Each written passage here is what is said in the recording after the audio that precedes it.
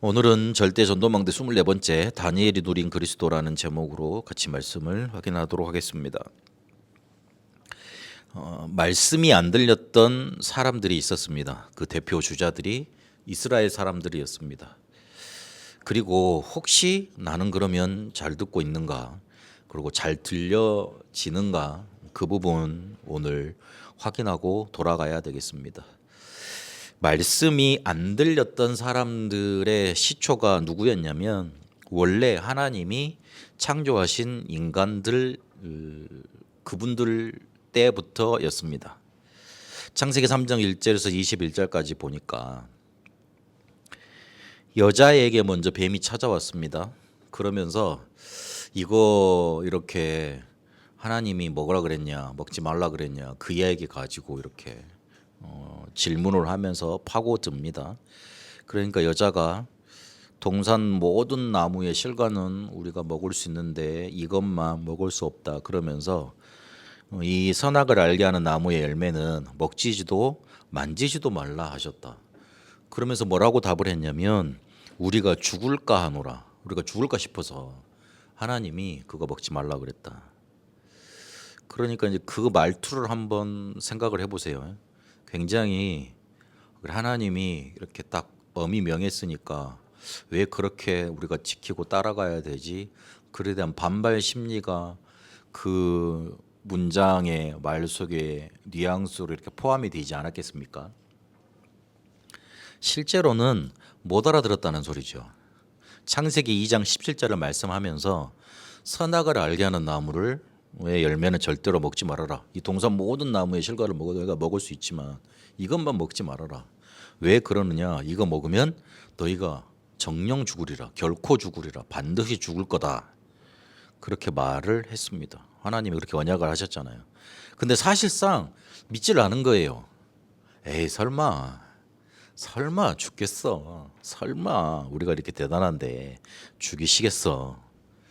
그렇게 들은 거죠. 그리고 2장 17절의 말씀을 여자가 직접 들은 게 아니고 건네 들었습니다. 아담이라는 그 사람이 이거를 정확하게 인지를 하고 정확하게 전달을 했을까 싶기도 하고 또 정확하게 전달을 했더라도 받는 입장에서 제대로 못 알아들었다는 소리가 됩니다. 그러니까 뱀이 그 말을 낚아채가지고 파고들지 않습니까? 뱀의 특징이 뭐죠? 틈만 있으면 파고들잖아요. 자기 몸이 크더라도 조금만 구멍만 있으면 이게 뭐라 그러죠? 뭐 이렇게 뼈가 없잖아요. 그래가지고 무뼈동물인 거 어쩐다 그래가지고 딱 그 파고 들어가서 작은 구멍이라도 파고 들어갑니다. 그러니까 작은 말만 작은 틈새만 있으면 파고듭니다. 그래서 확 사로잡아 버립니다. 결코 죽지 아니할 거다. 하나님이 너희를 그 선악을 알게 하는 존재, 그 선악을 판단할 수 있는 존재는 하나님밖에 없잖아요. 그렇게 될까 싶어서 하나님 같이 될까 싶어서 너희를 질투해서 그런 거야. 그러면서 이렇게 부추겼습니다. 사실상 여자는 하나님의 말씀 창세기 2장 17절 행위 언약으로 주신 선악과 나무 열매를 먹지 말라는 그 말씀을 이해를 못했습니다. 알아듣지를 못했어요. 그러면 아담도 이해를 했겠습니까? 제대로 알았으면 제대로 전달을 했을 건데 아담도 제대로 못 알아들었다는 근거가 어디에 있느냐? 11절 12절에 보니까 먹지 말라고 한 걸 먹었느냐 하나님이 물어보시잖아요. 그러니까 아담의 대답이 가관이에요. 뭐라고 그랬습니까? 하나님이 내게 주신 여자가 나에게 먹게 유혹했으므로 내가 먹었습니다. 쥐가 잘못했다 그래야 될 거 아니에요. 근데 누구한테 핑계를 대죠? 1차는 여자한테 대고 그걸 누구한테 또 핑계를 대죠? 하나님이 줘서 그렇다 그러잖아요. 그렇죠. 하나님이 먹지 말라고 했기 때문에 일단 문제가 생겼고 그리고 하나님이 저 여자를 줘서 생겼고 그다음에 저 여자가 넘어가서 생겼고 자기는 별로 문제가 없는 거예요. 그렇죠. 말씀이 안 들리면 자꾸 주변에서 문제를 찾게 됩니다. 문제 원인을 찾게 됩니다. 자기는 잘못 안 했어. 자기가 잘못한 거라고 이렇게 깨달아져야 될 건데 자기는 잘못 안 했어요. 못 알아들은 거예요. 쉽게 말하면. 말씀을 정말 듣고 나면 그 속에서 내 문제가 밝히 드러나게 돼 있고, 그리고 이게 내가 해결할 수 없는 절대 불가능의 문제라고 붙잡히게 돼 있습니다. 못 알아들었다는 소리예요. 그 결과 어떻게 됩니까? 말씀이 안 들리고 말씀을 이해하지 못한 결과 고통과 원한과 그리고 수고와 저주가 찾아옵니다. 16절의 여자한테는 임신이 고통이 됐습니다. 그러니까 우리가 창세기 3장 이전에는 임신 자체가 축복으로 하나님이 주신 건데 생육하고 번성하라 그랬잖아요. 창세기 1장 28절에 보니까. 그러면은 그 수단이 우리가 생육하고 번성할 수 있는 시단이 임신 아닙니까? 근데 그게 축복으로 주신 건데 창세기 3장 보니까 어떻게 됐어요? 말씀을 못 알아들으니까 고통이 됩니다. 그러면서 뭐라 그러지요? 너는 평생토록 남편을 원할 거다 그랬습니다. 남편을 원하고 그리고 남편이 너를 다스릴 거다 그랬습니다. 그러니까 그 하나님이 동역자로 함께 가는 사람으로 붙여주셨는데 이게 완전히 주종 관계로 바뀌어버리는 거예요.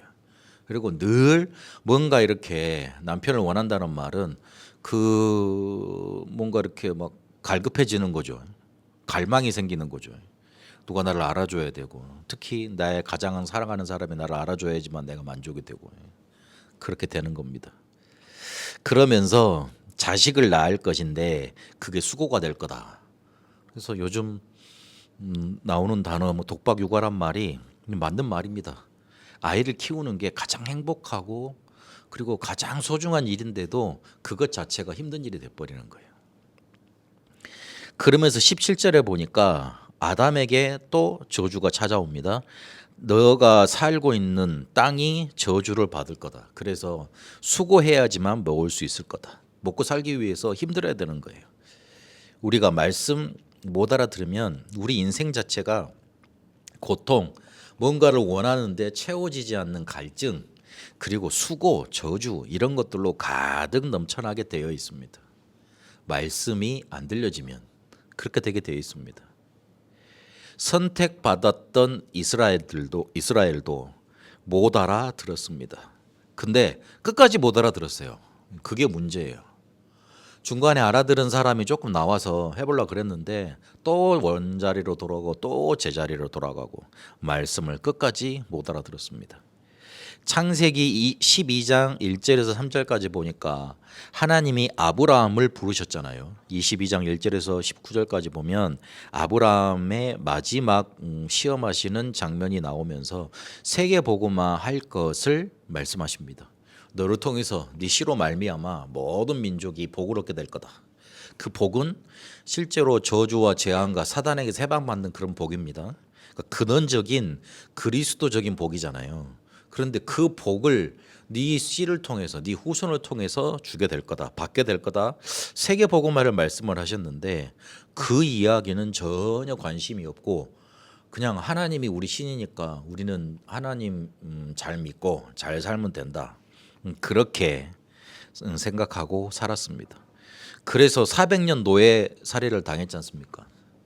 그리고 노예돼서 이렇게 가나안에 들어와서 가나안을 정복하고 긴 시간 이렇게 살았는데 14대에 걸쳐 거의 300~400년에 걸쳐 블레셋에게 시달림을 받았습니다. 그리고 어떻게 됩니까? 삼중직이 확연하게 드러난 왕국 시대를 거쳤지만 굉장히 힘든 시대였습니다. 그러다가 결국에 못 알아들으니 70년 바벨론 포로기로 인도받게 됩니다.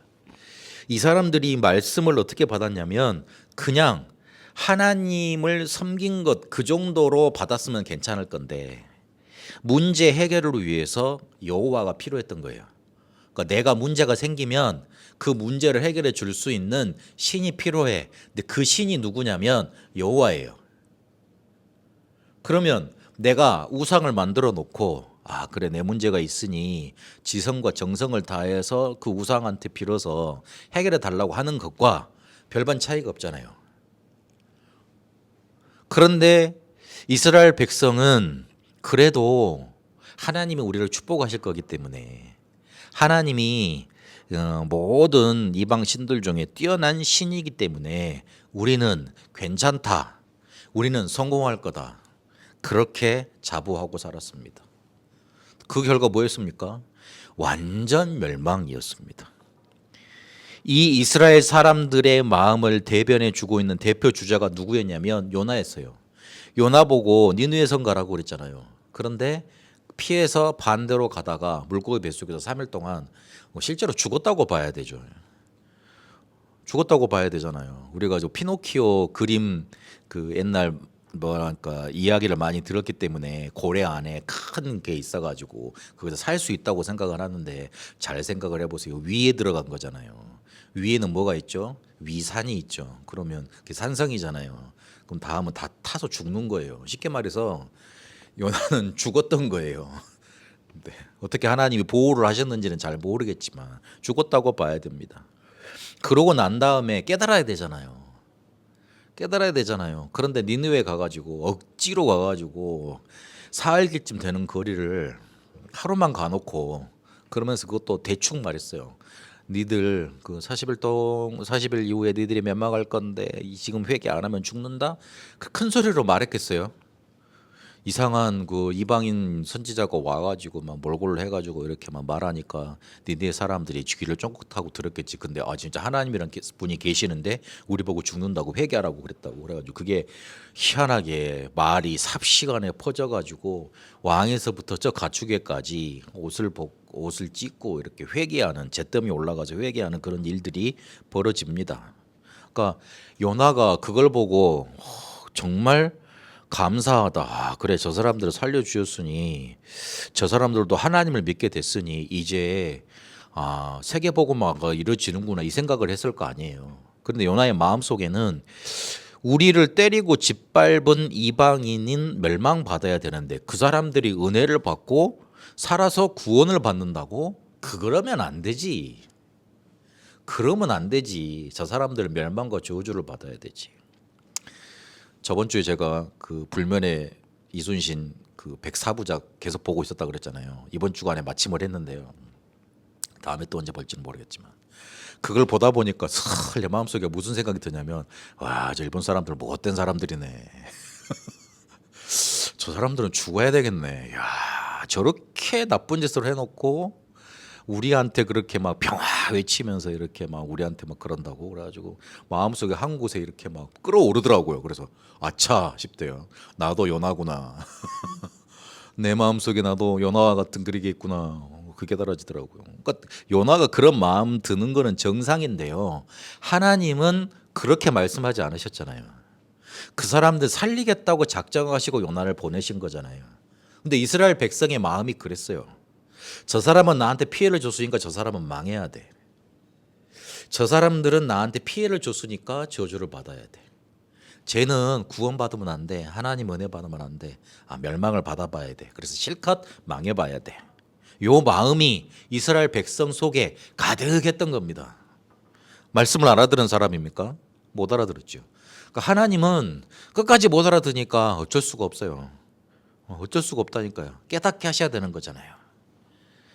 그래서 그들에게 찾아온 열매가 뭐였냐면 멸망이었습니다. 북이스라엘이 BC 722년 아수르에게 망하고 맙니다. 남유다는 그러면 잘 살았습니까? 아닙니다. BC 586년에 북이스라엘이 멸망하고 난 다음에 한 100여 년 지나서 바벨론한테 망하게 됩니다. 이 사람들이 나 육신 성공 중심이었어요. 그러니까 하나님의 해결책이 들리질 않은 거예요.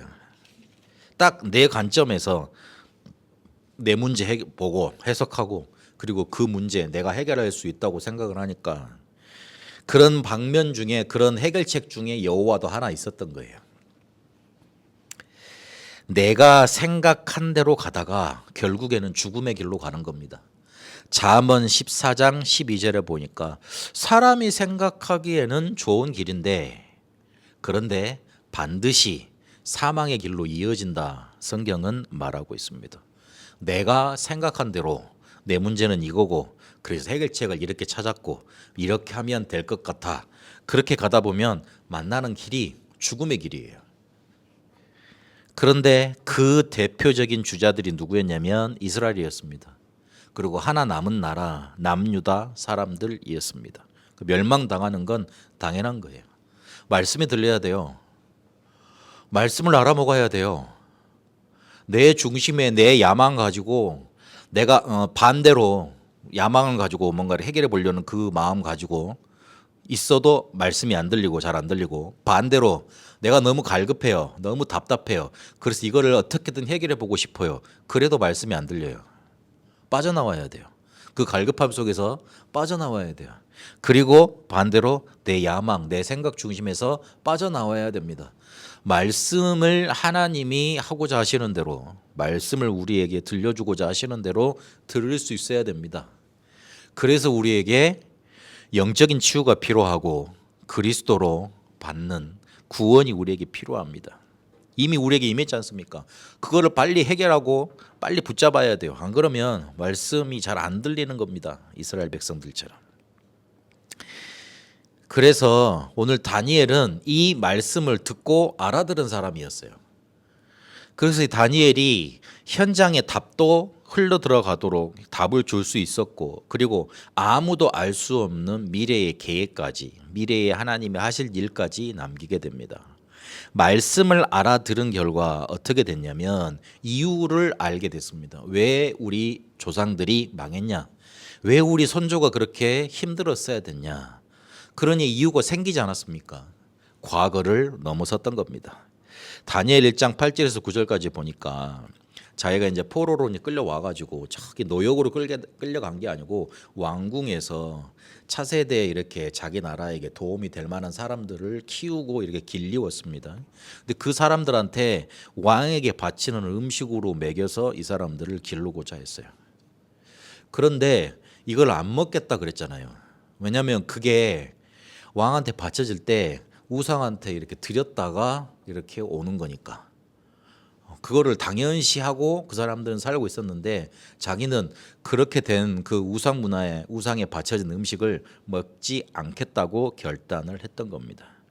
그렇게 결단할 수 있었던 이유가 뭐였냐면 말씀을 알고 있었기 때문에 그렇습니다. 이사야 6장 13절에 포로로 끌려오기 한참 전에 뭐라고 말씀을 했냐면 다 멸망하게 될 거다. 그러나 남은 자, 렘넌트가 있을 거다. 그 사람들을 통해서 또 회복이 될 거다. 하나님이 남겨두셨다, 그 말씀을 주셨잖아요.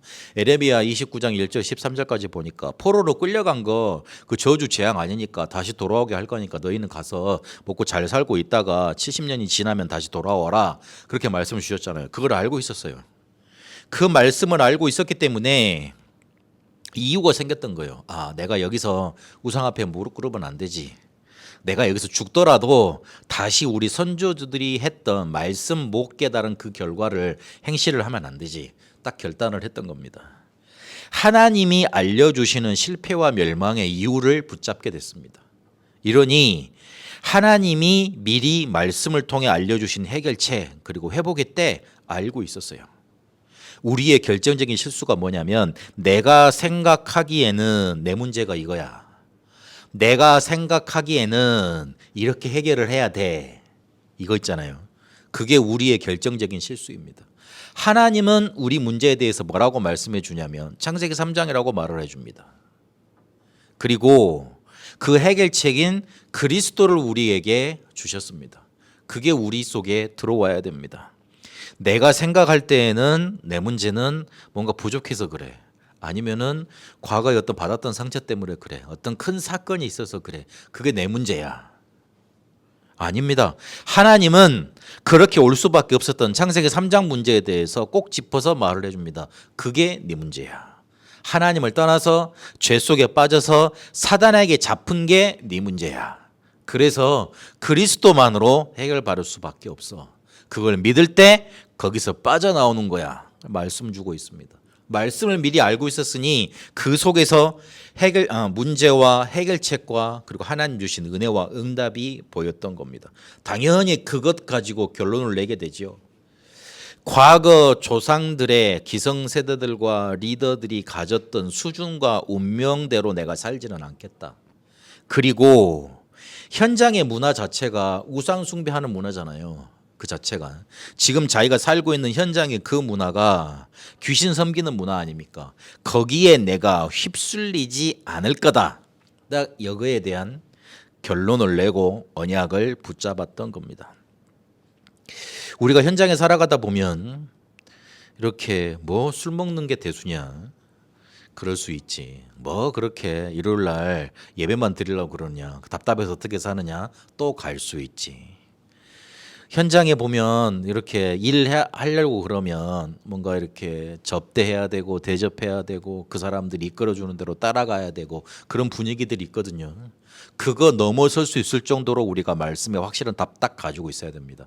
그래, 나는 현장이 나를 끌어가는 대로, 현장이 이렇게 끌어가는 그 흑암의 통로로 대로로 끌려가지 않겠다. 나는 빛의 대로를 만들겠다. 딱 그 결론 내야 돼요. 근데 결론 내면 하나님이 그 결론에 따라서 여러분이 응답을 주신다니까요. 남만 생각해도 그러면 안 될 것 같거든. 그렇게 해야 될 것 같거든. 아직 결론이 안 난 거예요. 말씀이 안 들린 거예요. 하나님이 주신 말씀 속에서 딱 이유를 붙잡고 결론을 냈는데 하나님이 어떤 응답을 주십니까? 다니엘 17절에 보니 1장 17절에 보니까 그 위에 보면 10일 동안 우리한테 채식을 주십시오. 고기하고 그 술 우리한테 주지 말고 왕에게 바친 음식 주지 말고 우리한테 채식을 주십시오 그랬는데 그거 먹고 이렇게 10일 동안 지났는데 왕에 바쳐진 음식을 먹는 사람들보다 얼굴이 더 좋았다. 그렇게 성경은 기록하고 있습니다. 육신적인 증거도 주셨을 뿐더러 더 큰 증거는 뭐였냐면 17절에 지혜를 주셨어요. 학문을 깨닫게 하셨어요. 그리고 다니엘에게는 뭘 주셨습니까? 꿈과 그리고 환상들을 깨달아 해석할 수 있는 달란트까지 주십니다. 지식은 얻어야 되는 거지만 지혜는 생겨나는 거잖아요. 책 많이 읽었다고 그래서 그 사람 똑똑합니까? 아니죠. 지식이 많다 그래서 그 사람 똑똑하다고 그러지 않습니다. 지혜가 있어야 됩니다. 그러니까 쉽게 말하면 센스가 있어야 된다고요. 그러니까 뭔가 일을 할 때 보면 아주 이렇게 보면 아이고 저거를 저렇게 하지 한 사람이 있고 별로 이렇게 가르쳐 주지 않는데도 이렇게 스마트하게 잘 해결해내는 사람이 있잖아요. 그게 지혜 가진 사람이에요. 하나님이 그 지혜를 주셨던 거예요. 그러니까 다른 사람 보기에도 아 쟤는 정말로 똑똑하다 이게 딱 느껴질 정도로 그렇게 응답을 받았던 겁니다. 20절에 보니까 박수 술객보다 10배나 뛰어났다 그랬습니다. 그 당시 박수 술객은 어떤 사람이죠? 귀신 섬기는 자들이잖아요. 그 사람들보다 10배 뛰어났던 거예요. 10배가 그냥 숫자상 10배지 따라올 수 없을 정도로 추격할 수 없을 정도로 하나님이 축복을 하신 거잖아요. 다니엘에게는 환상과 꿈을 해석하는 달란트까지 주십니다. 이거는 달란트는 하나님이 주시는 거예요. 그래서 우리가 기도해 보라는 거예요. 하나님이 주셔야 되니까. 말씀을 계속 듣다 보면 그 속에서 내 문제 그리고 해결책 정말 붙잡혀지죠. 그러면 그 은혜를 계속 누리고 있다 보면 내가 뭐 해야 될 미션이 나오지 않습니까? 그러면 그 미션을 이룰 수 있는 달란트가 내게 와 있음을 이렇게 확인하게 됩니다. 특별히 뭘 잘하는 걸 보고 달란트라고 말하기도 하지만 그것만 달란트일까요? 그것만 달란트일까요? 내가 뭔 일을 하다 보면 끝까지 해. 성실하게 돼. 사람이 일을 하나 맡았는데 끝까지 성실하게 된다는 게 제가 볼 때는 가장 큰 달란트 중에 또 하나인 것 같아요. 대부분요. 일을 하나 맡겨놓으면 처음부터 끝까지 제대로 못하는 사람들이 대부분이에요. 그러니까 성공이 안 되지. 성공이 안 되니까 일을 맡기지를 못하죠. 그래놓고 마음속에 뭐 하냐면 나는 왜 이렇게 일이 잘 안 풀릴까? 왜 나한테는 하나님 응답 안 주실까? 이러고 있거든요. 잘 생각해 봐야 돼요. 그러니까 끝까지 뭔가 이렇게 내가 이거를 해결해 낼 수 있는 것도 달란트 중에 하나입니다. 나는 그림을 잘 그린다 아니면 내 악기를 잘 다룬다 그것만 달란트가 아니에요. 하나님이 그런 달란트를 주시는 겁니다. 말씀 깨닫고 기도하다 보면 미션이 발견되어지고 달란트까지 그렇게 그 미션을 행할 수 있는 힘을 하나님이 허락하시는 겁니다. 이러니 어떻게 되냐면 현재를 살려내게 됩니다. 현재를 살려내게 되니 황제에게 답을 주는 영적인 황제로 그렇게 하나님이 축복하시고 쓰임받게 하셨습니다. 다니엘 2장에 보니까 느부갓네살이 꿈을 꿉니다. 그런데 그 꿈을 해석할 수 있는 사람이 도무지 나오질 않았습니다. 왜 그렇습니까? 꿈이 뭔지를 느부갓네살이 알려주지를 않았으니까. 그러니까 그냥 짜증이 난 거예요. 내가 꿈을 꿨는데 꿈이 기억이 안 나. 그런데 굉장히 중요한 꿈 같아. 그래서 자기가 이렇게 돈 줘가지고 길리우는 박사 술객들 있잖아요. 그 사람들 다 불러 모아서 자, 내가 꿈을 꿨다.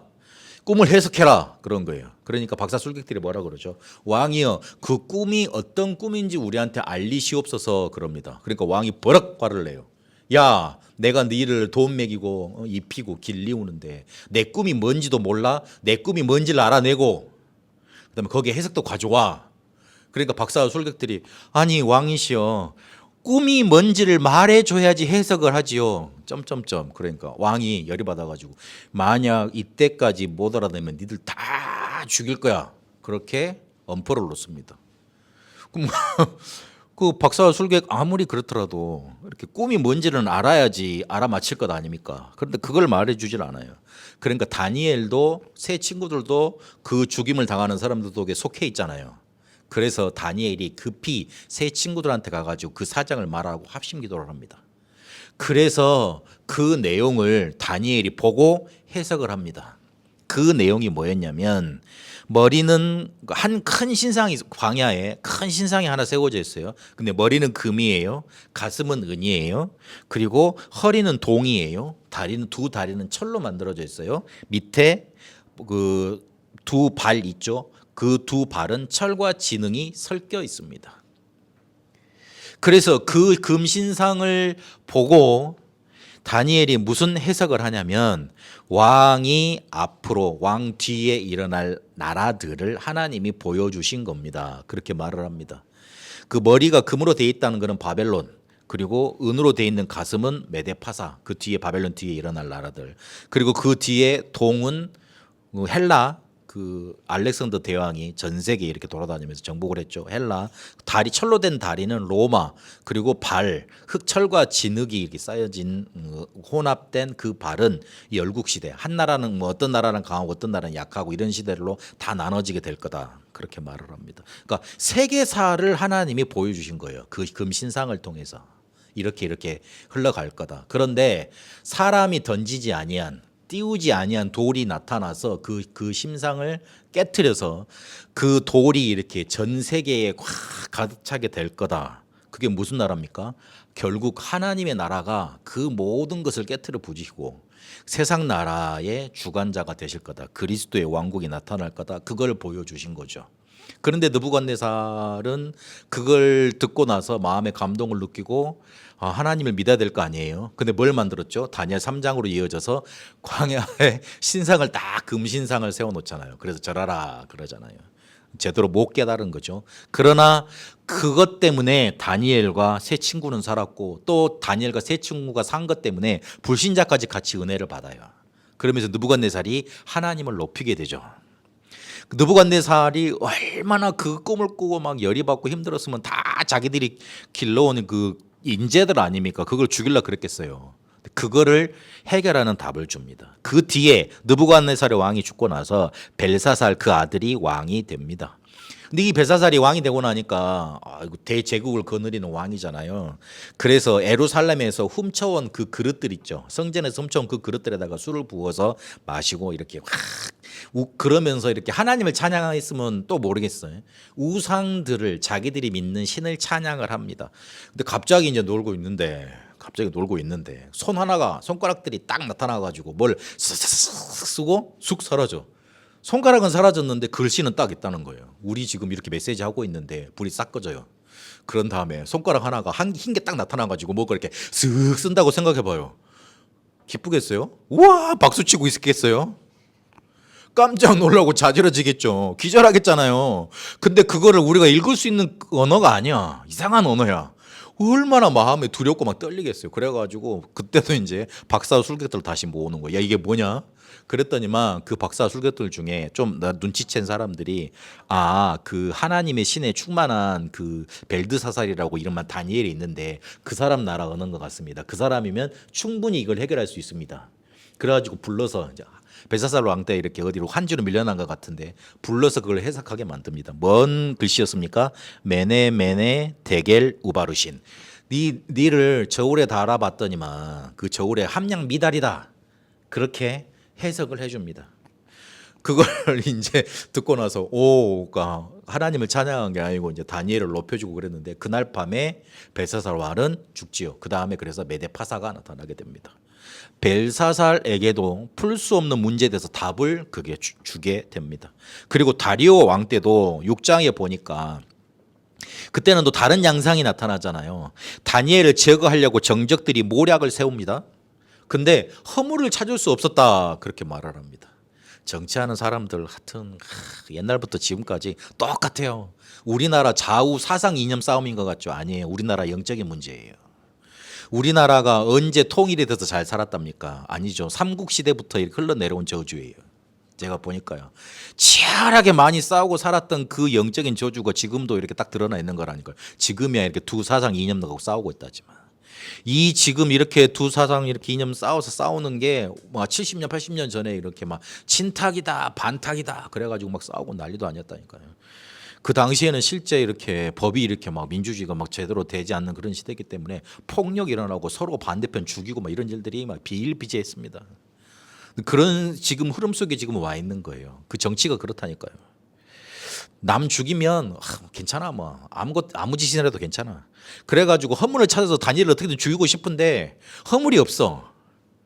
사람이 털어서 이렇게 먼지 안 나온 사람 없다 그러잖아요. 털어서 먼지 안 나온 사람 없다 그러는데 근데 다니엘은 진짜 털어도 먼지가 안 나와. 그래서 가만 쳐다보니까 쟤는 하나님의 율법을 가지고 걸리지 않으면 절대 못 걸겠다 그런 판단이 난 거예요. 그래서 조서를 딱 만들지요. 왕한테 싹 가가지고 왕이여 왕은 정말 신 같은 존재인데 왕이 섬기는 신을 섬기지 않는 사람들은 잡아서 죽이기로 합시다. 딱 이렇게 법을 만들어요.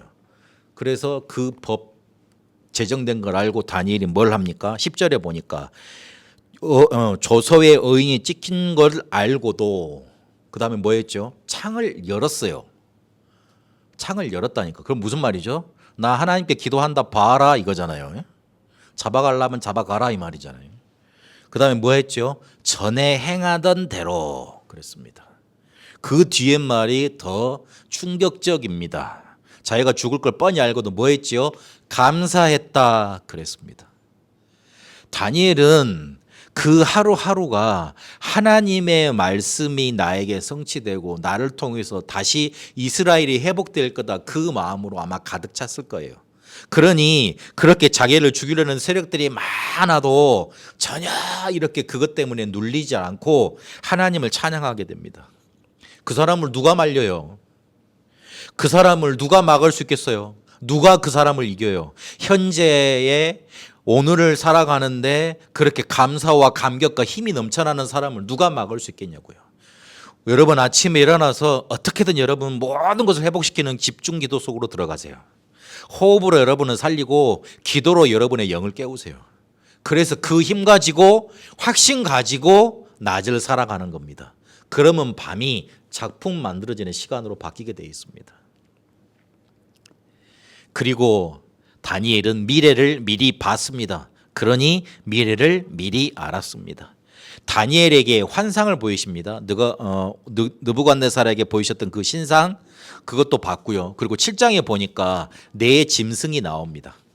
뭐 사자부터 해가지고 무서운 짐승에가 네 짐승이 나옵니다.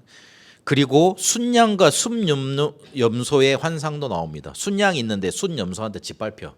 그러고 난 다음에 염소의 뿔이 꺾인 다음에 넷으로 나뉘고 거기서 작은 뿔이 나와가지고 하나님을 참담하게 막 비방하는 막 그런 말들 나와요. 그러면서 72일의 북방한 남방왕의 갈등 이런 것들이 뭔가 이렇게 환상으로 많이 이렇게 다니엘에게 보이게 됩니다. 근데 그게 뭐냐면 환상을 보이신 게 뭐였냐면 오랜 후의 일 그러나 반드시 이루어지는 세계사의 역사의 흐름에 대해서 알려주신 겁니다. 뭘 말씀하려는 거죠? 하나님이 그 역사의 주관자가 되신다. 그걸 말해주고 계시는 거예요. 결국은 하나님 나라 그리스도의 왕국이 이루어져야 되는 거예요. 그거를 말씀하고 있습니다. 그 미래를 다니엘은 미리 알았습니다.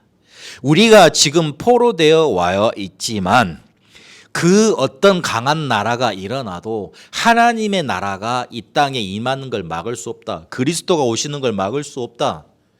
나는 그 성취자로 서 있는 거고 우리의 후대들도 그렇게 성취의 응답을 받을 거다. 그래서 하나님 나라의 왕국이 세워지는 길이 마태복음 28장 모든 민족에 가서 제자 삼는 거, 마가복음 16장 만민에게 가서 치유하는 거, 사도행전 1장 8절 땅끝까지 이르러 증인되는 거였습니다. 오늘 다니엘처럼 말씀을 알아듣고 우리는 나를 바꾸는 특별 시간을 가져야 됩니다.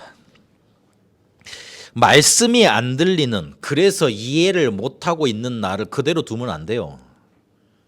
그럼 찾아오는 거는 무응답이라니까요. 무응답이 쌓이면 그게 멸망이 됩니다. 그래서 그거를 그대로 놔두면 안 됩니다. 말씀을 알아듣고 세계 살릴 수 있는 절대 망대를 가진 사람으로 나를 바꿔야 돼요. 그래야지 절대 여정을 갈 수 있을 것 아닙니까? 그래야지만 절대 이정표를 남길 수 있는 힘이 생깁니다. 그게 생기도록 나를 바꿔야 됩니다. 상황 바꾸고 문제 바꾸고 갈등 바꾸고 상처 바꿀 게 아니고 하나님이 나에게 세계를 맡기실 수 있을 정도의 망대를 가진 사람으로 나를 바꿔야 됩니다. 그러려면 어떻게 되느냐? 먼저 오직부터 찾아야 됩니다. 다니엘 1장 8절에 다니엘이 뜻을 정하고 언약을 잡고 기도했던 것처럼, 그래서 10일 동안 집중 기도를 했던 것처럼, 포로로 끌려왔던 다니엘이 할 수 있었던 건 그거밖에 없었던 거 아니에요. 뭘 한 거지요? 제한된 집중을 한 겁니다. 딱 그것 붙잡고 딱 집중하는, 오직 언약 붙잡고 딱 그 속으로 들어가는 제한된 집중을 한 겁니다. 먼저 오직부터 찾도록 그렇게 제한된 집중으로 들어가야 돼요. 그러니 다니엘에게 어떤 응답을 주시냐면 유일성을 가지는 응답을 주십니다. 다니엘 1장 17절 20절 지혜와 총명 달란트를 주셨던 거, 다른 사람이 받지 못했던 응답을 주셨던 거 봤죠. 다니엘 6장에 보니까 왕이 인정할 수밖에 없는, 그리고 반대로 적은 시기할 수밖에 없는, 그래서 적이 지어가고 싶어 할 수 있는, 해야 될 정도로 이렇게 시기가 나는 그런 유일성의 응답을 받은 겁니다. 유일성을 가지게 되면 그것 붙잡고 또 집중 속으로 들어가는 겁니다. 선택된 집중. 그러면서 재창조에 도전했습니다. 절대 불가능 nobody nothing에 도전하는 거예요. 그게 원리스 집중입니다. 다니엘 10장에 보니까 이스라엘의 회복을 놓고 기도했습니다. 그거는 누구도 도울 수 없는 거고 아무것도 없는 곳에서 어떻게 이스라엘을 회복시켜요? 절대 불가능이잖아요. 거기에 도전했던 거예요. 그러니 그 기도에 하나님이 응답하셔서 다니엘에게 미래를 보여주시고 반드시 되어질 거라고 그렇게 축복을 하십니다. 과거, 현재, 미래 뒤집어지는 응답을 주셨던 겁니다. 원리스 집중. 말씀이 안 들려서 멸망을 당했던 이스라엘. 그러나 다니엘은 그걸 깨달았습니다. 말씀을 깨닫고 이유 알고 과거, 현재, 오늘을 바꾸고 넘어서고 미리 봤습니다.